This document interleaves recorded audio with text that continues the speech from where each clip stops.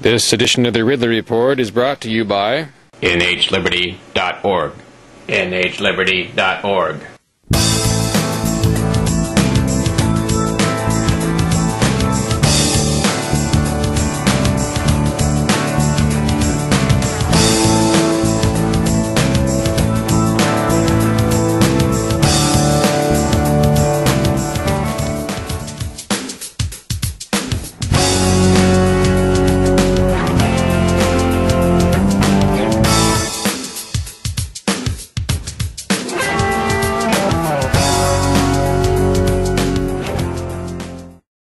Well, in your experience interacting with Manchester Police Department and you know, I think watching them fairly closely over the years, are you familiar with a case in the past where they've gone into someone's house over a disorderly conduct charge that's a few weeks old? I don't know specifics enough from what the police department's activities are to say that I could answer that. You know, I don't know what they do on a day-to-day basis. They're answering a lot of calls, but I have not heard specifically that they barge into houses with guns drawn.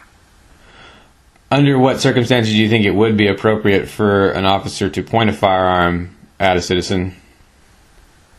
I would think if they had reasonable assumption that the person inside was armed, they might have cause to draw their firearms upon entry.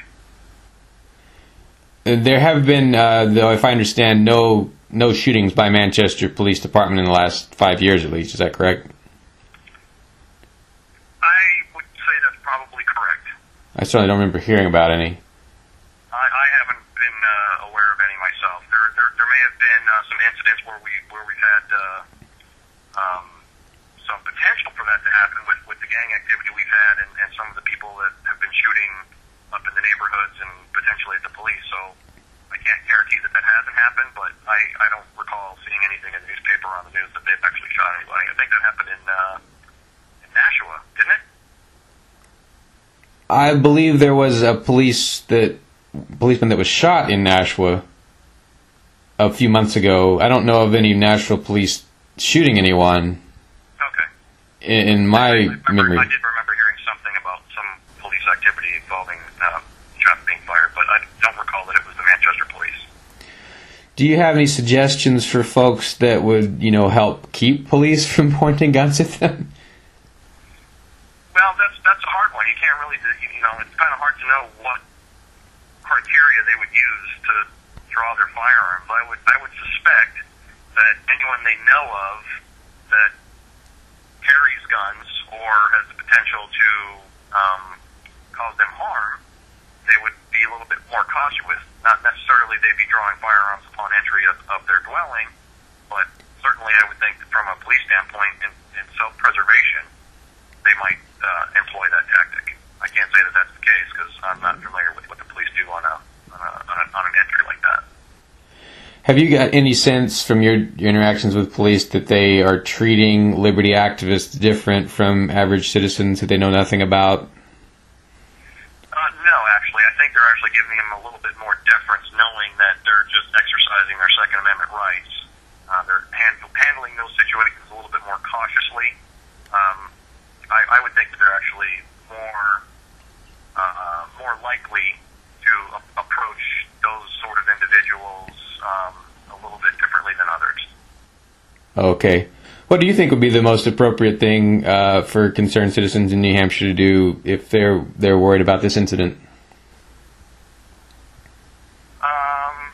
I don't really see it as happening on a regular basis. I wouldn't think that anybody would have to do anything. What sort of circumstance do you see this happening in general? I guess that would be my question. I kind of have a hard time understanding, you know, the general public needing to worry about that. The police rarely go and enter somebody's house unjustified. What was the reason that they went to the house again?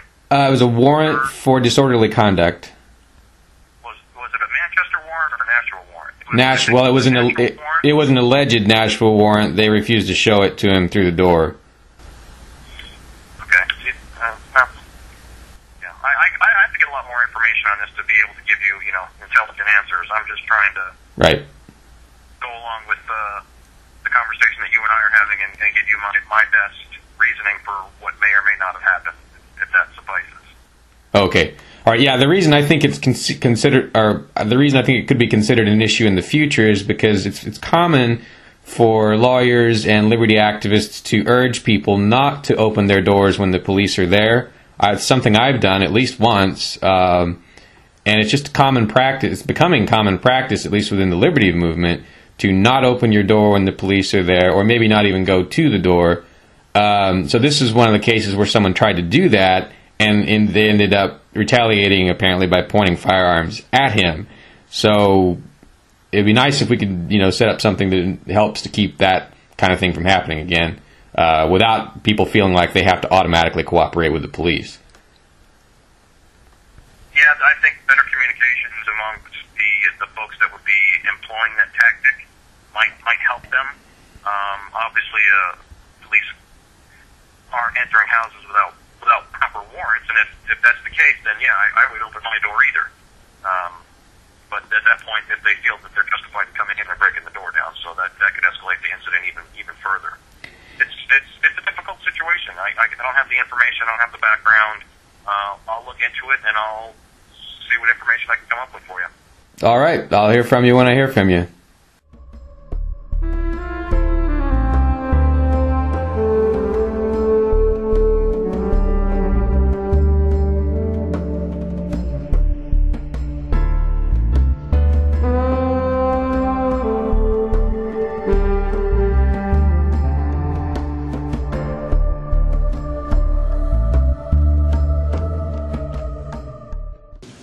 Is it safe to assume that you won't be corresponding with Homeland Security again? That's Dave Minson from the New Hampshire Liberty Alliance, meeting with New Hampshire's governor, fighting Real ID.